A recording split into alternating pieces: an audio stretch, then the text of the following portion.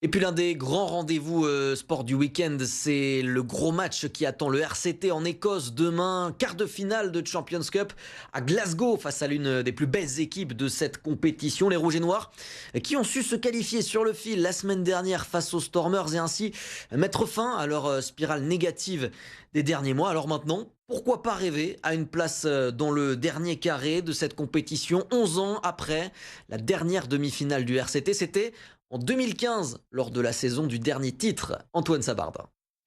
Même si tout n'a pas été parfait, la semaine dernière, le RCT a retrouvé le chemin de la victoire et ça change tout au quotidien. On a traversé un dernier mois et demi qui était pas simple. Ambiance générale, club, équipe, voilà, plein de choses qui étaient difficiles un petit peu à gérer.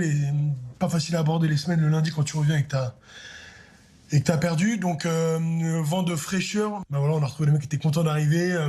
Sentiment qu'on commence à retrouver un petit peu les couleurs, d'avancer, les mecs arrivent avec le sourire, donc plein d'enthousiasme. La Coupe d'Europe, le RCT l'adore avec ses 3 trophées remportés. Renouer avec ses matchs couperets donne visiblement des ailes aux Varois, mais attention, le déplacement à Glasgow est piégeux et les hommes de Pierre Mignoni le savent bien.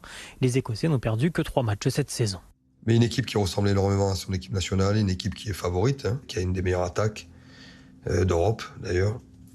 Une équipe qui a des joueurs internationaux partout.